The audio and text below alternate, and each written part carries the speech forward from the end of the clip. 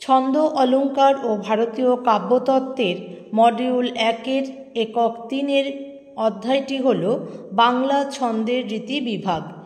একক 3-এর এই বাংলা ছন্দের রীতিবিভাগ অধ্যায়ের 3.6 অনুশীলনীর প্রশ্নের উত্তরগুলি করে দেওয়া হয়েছে আজকের ভিডিওতে। ভিডিওটিকে স্কিপ না করে দেখুন, তাহলে প্রশ্নের উত্তরগুলি বুঝতে সুবিধা হবে। প্রথমেই রয়েছে বাংলা ছন্দের কয়টি রীতি, তাদের নামোল্লেখ করে একটি করে উদাহরণ দিন। উত্তর: বাংলা ছন্দের রীতি তিনটি রীতির নাম দলবৃত্ত, কলাবৃত্ত এবং মিশ্রবৃত্ত। প্রথমেই যে উদাহরণটি দিয়েছি সেটি হলো দলবৃত্ত রীতির উদাহরণ। হায়রে কবে কেটে গেছে কালিদাসের কাল, পণ্ডিতেরা বিবাদ করে লয়ে তারিখ সাল। এখানে একটি কবিতার দুটি চরণকে তুলে ধরা হয়েছে। দুটি চরণের প্রতিটি শব্দের দল নির্ণয় করা হয়েছে, মুক্ত দল এবং রুদ্ধ দলকে চিহ্নিত করা হয়েছে এবং তাদের মাত্রা গণনা করা হয়েছে। রুদ্ধ দলের চিহ্ন সোজা দাগ এবং বাঁকা দাগটি হল মুক্ত দলের চিহ্ন। প্রতিটি চরণে 4টি করে পর্ব রয়েছে। প্রথম 3টি পর্ব 4 মাত্রার পূর্ণ পর্ব এবং শেষের পর্বটি 1 মাত্রার অপূর্ণ পর্ব। এরপরে রয়েছে কলাবৃত্ত ছন্দের উদাহরণ। বনের পাখি বলে খাঁচার পাখি ভাই, বনের গান গাও দিখি।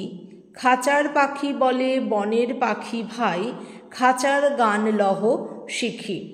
উদাহরণে যে 4টি পংক্তি রয়েছে তার মধ্যে প্রথম এবং দ্বিতীয় পংক্তি মিলে প্রথম চরণ, তৃতীয় ও চতুর্থ পংক্তি মিলে হয়েছে দ্বিতীয় চরণ। প্রতিটি চরণে 4টি করে পর্ব রয়েছে। প্রথম 3টি 7 মাত্রার পূর্ণ পর্ব এবং শেষেরটি অর্থাৎ চতুর্থটি 2 মাত্রার অপূর্ণ পর্ব। এরপরে মিশ্রবৃত্ত ছন্দের উদাহরণ। অশোক কিংসুকে গেছে ছাইয়া প্রান্তর, পিককণ্ঠে কলতান উঠে দিকে দিকে, চ্যুত মুকুলের গন্ধে মরুত মন্থর, এসো হৃদ পদ্মাসনে সর্বার্থ সাধিকে। এখানে 4টি চরণ রয়েছে। প্রতি চরণে 2টি করে পর্ব রয়েছে। প্রথম পর্বটি 8 মাত্রার পূর্ণ পর্ব এবং দ্বিতীয় পর্বটি 6 মাত্রার অপূর্ণ পর্ব। এখানেও প্রতিটি চরণের প্রতিটি শব্দের মুক্ত এবং রুদ্ধ দল চিহ্নিত করা হয়েছে এবং তারপরে মাত্রা গণনা করা হয়েছে মিশ্রবৃত্ত রীতির বৈশিষ্ট্য অনুসারে। পরের প্রশ্ন, বাংলা ছন্দের রীতিগুলির নামান্তর লিখুন, একই সঙ্গে নামকরণকারীর নামোল্লেখ করুন। প্রথমে রয়েছে ছন্দের নাম দলবৃত্ত ছন্দ। দলবৃত্ত ছন্দের প্রথমে নাম কি ছিল, তারপরে কি নাম হয়েছে এবং সেই নামকরণগুলি কারা করেছিলেন ক্রমান্বয়ে লেখা রয়েছে। প্রথমে ছিল বাংলা প্রাকৃত, নামকরণ করেছিলেন রবীন্দ্রনাথ ঠাকুর। এরপরে মাতৃক, নামকরণ করেছিলেন দ্বিজেন্দ্রলাল রায়। চিত্রা, নামকরণ করেছিলেন সত্যেন্দ্রনাথ দত্ত। দলবৃত্ত ও স্বরবৃত্ত, এই নামকরণ দুটি করেছিলেন প্রবোধচন্দ্র সেন। শাসাঘাত প্রধান ছন্দ, এই নামকরণটি করেছেন অমূল্যধন মুখোপাধ্যায়। এরপরে যে ছন্দটি রয়েছে সেটি হল কলাবৃত্ত ছন্দ। কলাবৃত্ত ছন্দের পূর্বতন নাম ছিল সাধু নতুন। রবীন্দ্রনাথ ঠাকুর নামকরণটি করেছিলেন মিতাক্ষর নূতন। দ্বিজেন্দ্রলাল রায় নামকরণটি করেছিলেন হৃদ্যা, নামকরণটি করেছিলেন সত্যেন্দ্রনাথ দত্ত। কলাবৃত্ত ও মাত্রাবৃত্ত, এই নামকরণটি করেছিলেন প্রবোধচন্দ্র সেন। মিশ্রবৃত্ত ছন্দের পূর্বতন নাম ছিল সাধু পুরাতন, নামকরণটি করেছিলেন রবীন্দ্রনাথ ঠাকুর। মিতাক্ষর পুরাতন, নামকরণটি করেছিলেন দ্বিজেন্দ্রলাল রায়। আদ্যা, নামকরণটি করেছিলেন সত্যেন্দ্রনাথ দত্ত। মিশ্রবৃত্ত এবং অক্ষরবৃত্ত, এই নামকরণটি করেছিলেন প্রবোধচন্দ্র সেন। এখানেও যেভাবে পূর্বে নাম ছিল এবং পরবর্তীতে যেভাবে পরিবর্তিত হয়েছে ঠিক সেইভাবেই ক্রমান্বয়ে লেখা রয়েছে। ভিডিওটিকে স্কিপ করে দেখলে আপনি প্রশ্নের উত্তর বুঝতে পারবেন না।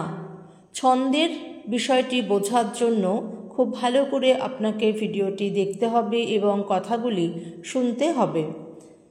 বাংলা ছন্দের রীতিগুলির প্রধান প্রধান বৈশিষ্ট্যগুলি কী কী? প্রথমেই রয়েছে দলবৃত্ত ছন্দের বৈশিষ্ট্য। দলবৃত্ত রীতিতে দলই মাত্রা। 2 নম্বর, অমূল্যধন মুখোপাধ্যায়ের মতে দলবৃত্ত রীতিতে প্রতিটি পর্বে অন্ততপক্ষে একটি করে শাসাঘাত পড়েই। 3 নম্বর, দলবৃত্ত রীতিতে প্রতিটি দলের হ্রস্ব উচ্চারণ হয়, তাই রুদ্ধ এবং মুক্ত উভয় দলেই মাত্রা গণনা করা হয়। 4 নম্বর, পূর্ণ পর্ব 4 মাত্রার হয়। 5 নম্বর, দ্রুত লয়ে পাঠ করা হয়। এখানে একটা বিষয় জানানোর, প্রথম প্রশ্নে দলবৃত্ত ছন্দের যে উদাহরণটি আমি দিয়েছি সেখানে কিন্তু শাসাঘাতের চিহ্নটি দেখানো হয়নি। পরের বৈশিষ্ট্য কলাবৃত্ত ছন্দের বৈশিষ্ট্য। প্রথমত, কলাবৃত্ত রীতিতে প্রতিটি মুক্তদল সাধারণত হ্রস্ব, তাই তার ধ্বনি পরিমাণ 1 কলা এবং 1 মাত্রা হয়। প্রতিটি রুদ্ধদল দীর্ঘ হওয়ায় তার ধ্বনি পরিমাণ 2 কলা এবং 2 মাত্রা হয়। দ্বিতীয়ত, কলাবৃত্ত রীতিতে পূর্ণ পর্ব 4, 5, 6, 7 বা 8 মাত্রার হতে পারে। এখানে মনে রাখতে হবে, প্রবোধচন্দ্রের মতে কলাবৃত্ত ছন্দের পূর্ণ পর্ব 4 থেকে 7 মাত্রা পর্যন্ত হতে পারে। আবার অমূল্যধনের মতে কলাবৃত্ত ছন্দের পূর্ণ পর্ব 5 থেকে 8 মাত্রা পর্যন্ত হতে পারে। তৃতীয় বৈশিষ্ট্য, কলাবৃত্ত রীতিতে শব্দধ্বনি থাকে, তার অতিরিক্ত সুর বা তান থাকে না। চতুর্থ বৈশিষ্ট্য, কলাবৃত্ত রীতিতে রুদ্ধদলের সম্প্রসারণ প্রধান নিয়ম হলেও কখনো কখনো ব্যতিক্রম লক্ষ্য করা যায়। শেষ বৈশিষ্ট্য, কলাবৃত্ত ছন্দ মধ্যম লয়ে পাঠ করা হয়। পরে রয়েছে মিশ্রবৃত্ত ছন্দের বৈশিষ্ট্য। প্রথম বৈশিষ্ট্য, মিশ্রবৃত্ত রীতির অন্যতম বৈশিষ্ট্য সুরের টান বা তান। দ্বিতীয় বৈশিষ্ট্য, মিশ্রবৃত্ত রীতিতে মুক্তদল 1 মাত্রায় নির্দিষ্ট হলেও রুদ্ধদল শব্দের আদিতে ও মধ্যে 1 মাত্রার, অন্ত এবং একক রুদ্ধদল 2 মাত্রার হয়। 3 নম্বর, মূল পর্ব 8 বা 10 মাত্রার হয়। 4 নম্বর, সমাসবদ্ধ পদের আদিতে যদি রুদ্ধদল থাকে এবং তা যদি একটি শব্দ হয় তবে তা কখনো কখনো 2 মাত্রা ধরা হয়। 5 নম্বর, মিশ্রবৃত্ত ছন্দের কবিতাগুলিকে ধীর লয়ে পাঠ করা হয়। পরের প্রশ্ন, বৈষ্ণব পদাবলীর ছন্দের বৈশিষ্ট্য কি? যে কোনো একটি পদ বিশ্লেষণ করে বিষয়টি বুঝিয়ে দিন। উত্তরটি শুরুর আগেই বলে রাখি, আমরা যে বৈষ্ণব পদাবলীগুলি পড়ি তার মধ্যে কিছু পদ রয়েছে ব্রজবুলি ভাষায় রচিত, আবার কিছু পদ রচিত হয়েছে বাংলা ভাষায়। ব্রজবুলি ভাষায় যে বৈষ্ণব পদগুলি রচিত হয়েছে তার ছন্দের কিছু বৈশিষ্ট্য রয়েছে। সেগুলি হলো, ব্রজবুলি ভাষায় রচিত বৈষ্ণব পদাবলীগুলি প্রাচীন মাত্রাবৃত্ত ছন্দে রচিত। তবে এই প্রাচীন মাত্রাবৃত্ত ছন্দ সংস্কৃত ছন্দের মতো শুদ্ধ ও শিষ্ট নয়।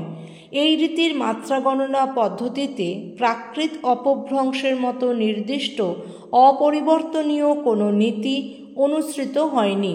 যেমন হ্রস্ব অক্ষর একমাত্রিক হয়, তবে বিকল্পে প্রয়োজনানুসারে দ্বিমাত্রিক হতে পারে। অনুস্বার ও বিসর্গযুক্ত অক্ষর দীর্ঘ ও দ্বিমাত্রিক হয়, তবে কখনো কখনো অনুস্বার ও বিসর্গযুক্ত অক্ষরগুলি লঘু ও একমাত্রিক হতে পারে। আবার বাংলা ভাষায় যে বৈষ্ণব পদগুলি রচিত হয়েছে সেই বৈষ্ণব পদগুলি মুখ্যত অক্ষরবৃত্ত ছন্দে রচিত।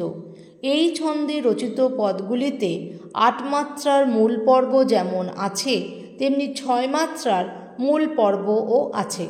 পর্বে যত মাত্রা থাকার কথা তার থেকে 2-1 মাত্রা কম বা বেশিও থাকতে পারে। সর্বোপরি বৈষ্ণব পদগুলি গেয় হওয়ার কারণে কবিরা প্রতি পর্বে বা পদে মাত্রা সংখ্যায় সমতা রক্ষা করেন। তাই দেখা যায় প্রয়োজন মতো বৈষ্ণব কবিতা স্থানে স্থানে মুক্তদলের দৈর্ঘ্য 1 মাত্রা থেকে বেড়ে 2 মাত্রা হয়েছে। বৈষ্ণব পদাবলিতে যে মাত্রাবৃত্ত বা কলাবৃত্ত এবং মিশ্রবৃত্ত বা অক্ষরবৃত্ত ছন্দ ব্যবহৃত হয়েছিল, সেই ছন্দগুলিকে প্রাচীন কলাবৃত্ত বা প্রাচীন মাত্রাবৃত্ত এবং প্রাচীন অক্ষরবৃত্ত বা প্রাচীন মিশ্রবৃত্ত বলা হতো। যে উদাহরণটি আমি এখানে দিয়েছি সেটি হচ্ছে প্রাচীন কলাবৃত্ত ছন্দের উদাহরণ। কণ্টক গাড়ি কমল সমপদতল মঞ্জির চিরহি ঝাঁপি গাগরি বাড়ি ঢারি করি পিছল চলতেহি অঙ্গুলি চাপি। দুটি চরণের প্রতিটি শব্দের দল এবং মাত্রা গণনা পদ্ধতি যদি দেখেন তাহলে বুঝতে পারবেন এখানে কলাবৃত্ত ছন্দের মাত্রা গণনা পদ্ধতি অনুসরণ করা হয়েছে, কিন্তু কিছু ক্ষেত্রে ব্যতিক্রম রয়েছে। ব্যতিক্রমটা হলো এখানে প্রথম চরণের গাড়ি শব্দের গা, চিরহি শব্দের চি এবং ঝাঁপি শব্দের ঝা এবং পি মুক্তদল হওয়া সত্ত্বেও উচ্চারণের দীর্ঘতার কারণে 2 মাত্রা ধরা হয়েছে। আবার একইভাবে দ্বিতীয় চরণের গাগরি শব্দের গা, বাড়ি শব্দের বা এবং রি, পিছল শব্দের পি, চাপি শব্দের চা এবং পি দুটি দল মুক্ত হওয়া সত্ত্বেও উচ্চারণের দীর্ঘতার কারণে 2 মাত্রা হয়েছে। পরের প্রশ্ন, দলবৃত্ত ছন্দের নামকরণ কে করেছেন? তিনি কি কারণে এই নামকরণ করেছেন? উত্তর, দলবৃত্ত ছন্দের নামকরণ করেছেন প্রবোধচন্দ্র সেন। নামকরণের কারণ, দলবৃত্ত রীতির ছন্দে প্রতিটি দলই হ্রস্ব এবং রুদ্ধ ও মুক্ত উভয় দলকেই 1 মাত্রা হিসেবে গণনা করা হয়, অর্থাৎ দলই এখানে মাত্রা। এই কারণে প্রবোধচন্দ্র সেন এই রীতির নাম রাখেন দলবৃত্ত রীতি। পরের প্রশ্ন, কলাবৃত্ত শব্দের কলা শব্দটির অর্থ বুঝিয়ে বলুন। উত্তর, প্রবোধচন্দ্রের মতে কলা হল একটি নির্দিষ্ট ধ্বনি পরিমাণ। যেমন মুক্তদল হ্রস্ব হওয়ায় তার ধ্বনি পরিমাণ 1 কলা, আবার রুদ্ধদল দীর্ঘ হওয়ায় তার ধ্বনি পরিমাণ 2 কলা।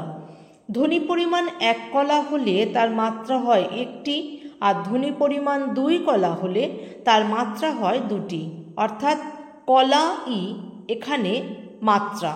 এবার আসছি 3.6 অনুশীলনীর শেষ প্রশ্নের উত্তরে। প্রশ্ন, মিশ্রবৃত্ত ছন্দের পূর্বতন নাম কি ছিল? নামকরণ পরিবর্তনের কারণ ব্যাখ্যা করুন। উত্তর, মিশ্রবৃত্ত ছন্দের পূর্বতন নাম ছিল সাধু পুরাতন।